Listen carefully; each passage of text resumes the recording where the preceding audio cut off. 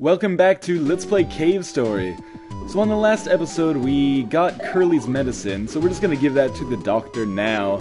And then we're basically gonna leave them alone, but first we're gonna talk to them a little bit, just to make sure that the story is set in motion as far as it could possibly be. I thought that maybe Curly had something important to say to me, but really she just tells us to go to the boulder chamber, and she would go, obviously, but oh, I'm just so sick, I'm so tired.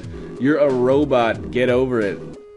So although this video is relatively short within the context of this Let's Play, a couple really important things actually happen, and I'm gonna make the first one happen right now. You might have remembered me in my last video saying, or more lamenting the fact that I couldn't get up to that door and get what was inside. The door that is just to the top right of our screen right now. It's off screen right now, but we'll see it again shortly. I have figured out how to get up there, and we'll just go ahead and do that right now. The problem is, the first time that I played through the game, I had the machine gun, which actually gives you a little bit of a boost when you use it when you fire downwards with it while you jump. So that made it really easy to get to that block. Without the missile launcher, or sorry, the machine gun, you have to do that and kind of let the enemy bump you into it. So after doing that, we'll come in here, and it was well worth the little bit of experience and health loss, because we got one of the most important items in the game, or one of the most important optional items anyway, the arms barrier. So what the arms barrier does is basically cut the experience loss when you get hit, so in half. So if you take a hit with your weapon, you'll lose half as much experience as you would have normally. And this is, I wouldn't say it's essential, but it feels essential when you get later in the game and find that you're losing, you know, sometimes a level per hit by enemies. Having something that halves the experience loss is going to make a lot of your fights more easy. Particularly boss fights, where you sometimes end up in a situation where you only have one item left that has a lot of experience. It's important to keep that item in good stead, otherwise you'd be in trouble. So when we went to get that arms barrier, Curly kind of snuck off and went to the boulder chamber, so we'll, as always, practice a little bit of safe saving, and then we will head on after her. And, you know, once we get through this screen right here for the, you know, 5th, 6th time maybe, we will start making our way to the right for the first time and deal with some of the moving block puzzles that the game throws at us. Those are kind of the gimmick of this area, those moving block puzzles, to the Gish style of puzzle, where you're basically trying to avoid getting sandwiched between a moving platform and a wall, which means, of course, instant death. Or, in this case, actually, getting sandwiched between the moving platform and the red spikes, or just falling on the red spikes, which, if you remember from Grasstown, those are instant death every single time.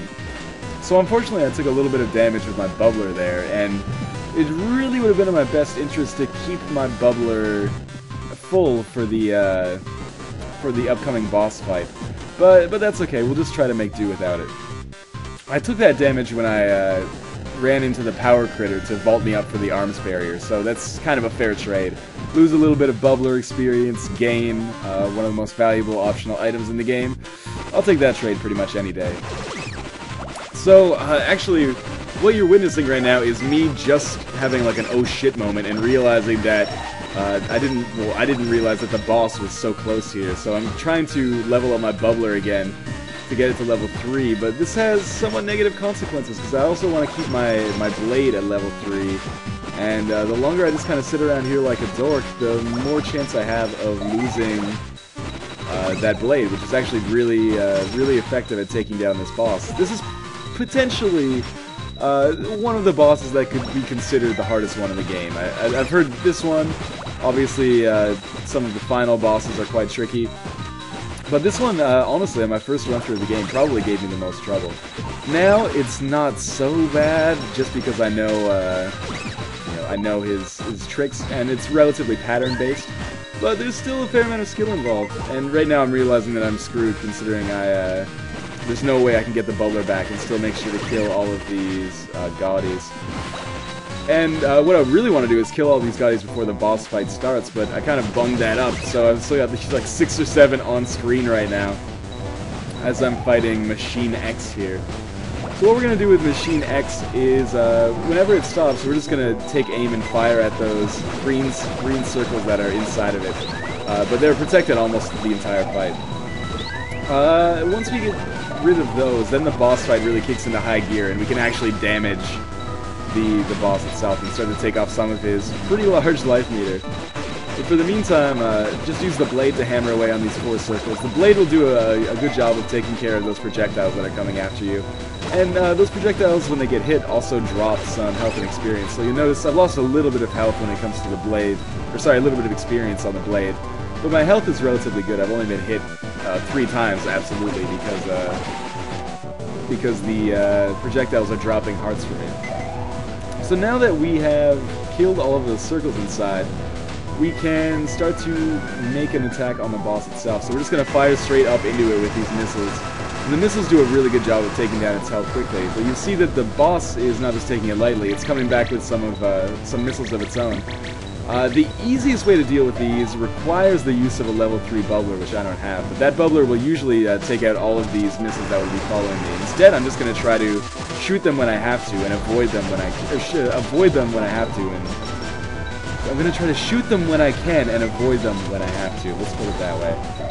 But as far as it's going right now, my health is sitting pretty well at 23. I mean, that's low, but the boss is not doing so hot either. So it's looking like I'm probably gonna prevail this time. And of course, every time you shoot those missiles and destroy them, they drop either experience or health. So it's not hard to keep your Polar Star or your Blade, whichever weapon you choose to roll with, completely full. And it's also not that hard to regenerate health, as long as you make sure to focus on the missiles when they come into your perspective.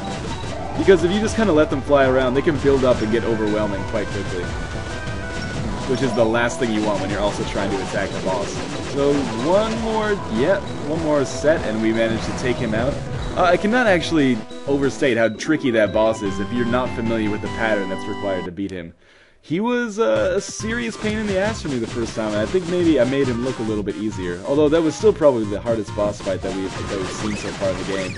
And of course, they throw those 2 Gaudis there right afterwards, just to say, you know, like, hey player, fuck you, in case you were really low on health.